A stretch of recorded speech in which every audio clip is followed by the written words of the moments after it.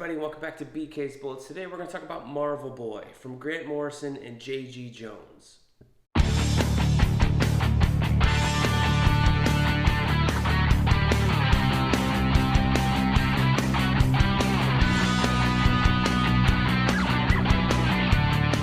Hey everybody, and welcome back to BK's Bullets. As always, I'm your host, Brent, and today we're talking Marvel Boy by Grant Morrison and J.d Jones. Now, I bought this at Ollie's. It's a discount store, and basically they carry overstock of stuff. So if you go in there, you go in the book section, it's probably older books. They've been out for a while or were overstocked and no one bought.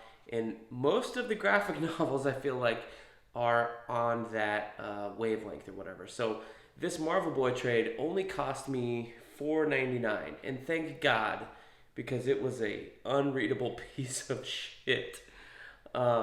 I try not to cover stuff I don't like necessarily on the channel, but like I want to read stuff that I enjoy, and I want to talk about stuff that I enjoy. And I like some of Grant Morrison's stuff. I definitely like J.d Jones'S Art, and don't get me wrong, J.d Jones'S Art in here is not bad. It is on par with Wanted and the stuff he did in Final Crisis. I know he's been having some health issues lately. He's kind of, taking a back seat from comics and drawing, but I feel like he's back on the upswing. Is he going to come back to comics and all that stuff? I don't know. All I know is I follow his Instagram, and every once in a while he posts a beautiful painting from a Middle-earth catalog or calendar. Hopefully he's going to put out someday, and I would definitely be interested in buying that. However, this from 22 years ago, this came out in 2000, is not J.d Jones's best work. His artwork is still phenomenal here. It's just not readable or comprehensible or understandable. So this book, I feel like, was reprinted when Bendis was doing the New Avengers stuff. Like, Marvel Boy appears in one issue of the Illuminati. He later shows up, I think, in Dark Avengers by Bendis, and then gets used a little bit later on. Exterminatrix, this leather-clad character, I think gets used by Jason Aaron in the original Sin miniseries. So there are things here that are created by Grant Morrison that are used later on, but as far as their first appearance and the whole storyline around it, it's pretty as incoherent as Grant Morrison gets, as far as that goes for me.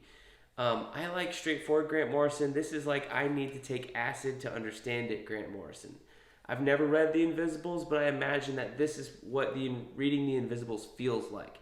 This is all made-up science fiction mumbo-jumbo where Grant Morrison is taking words and pushing them together and telling you that they're supposed to make sense, or that you're not supposed to understand it because it's an alien word translated into English.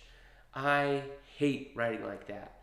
If I'm the reader, I want to be understanding what's going on. I want to be understanding what the powers are, what the technology is. I'm fine if it's more advanced.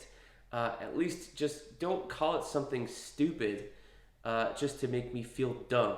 Or that, the whole concept of, your language doesn't translate into Earthling's language. Sometimes I feel like that's fine, but when it's the entire book, then I get a little offended because, I'm reading your book. You should want me to want to understand what I'm reading and want me to want to read the next book. If I had bought this in single issues 22 years ago, and which I wasn't buying comics in single issues back then anyway, as part of the Marvel Knights line when this was coming out, I would not have picked up any issue after issue number 1. It was that incoherent, that bad, and I read it thinking I was going to get something special because it's Grant Morrison, J.d Jones. They were united for, they did something else after this too, Final Crisis. And what else did they do? I can't remember what the hell they did after this.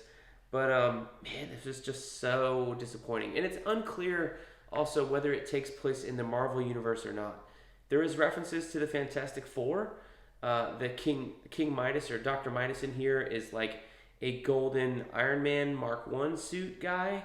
And he's after Marvel Boy for the Kree technology, although you feel like you're in an alternate universe for some reason, which I have no problem with. It's just this feels like a whole lot of setup for the next series or something like that, and we never get back to whatever it was. So when Bendis brought Marvel Boy into the regular Marvel universe, I guess they just pulled the entire thing of, he was here in this alternate universe. We're just going to ignore all that and pull him into our universe. So I feel like that's what was going on here, or going on when I got interested in Marvel Boy, not necessarily what was going on here in this book. Here in this book, again, I feel like it's an alternate take on the Marvel universe, just because there is S.H.I.E.L.D. and Dum Dum Dugan and a reference to the Fantastic Four and this guy who kind of looks like Iron Man, but everything else is different. There's still the Kree, but everything about the Kree is just strange and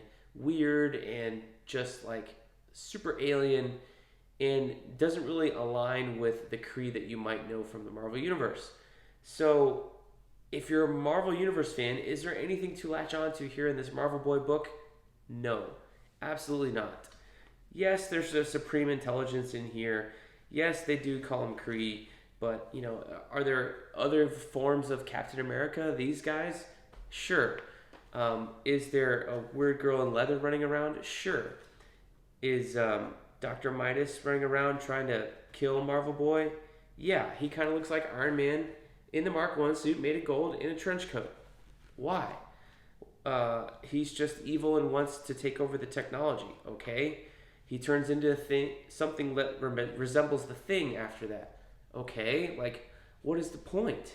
What are we building on? What are we building towards? Is this an allegory? Is this something?